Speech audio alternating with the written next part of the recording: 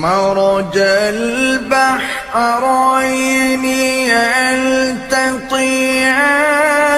بينهما برزخ لا يبغيان فبأي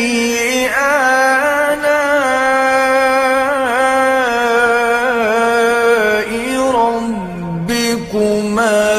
تكذبان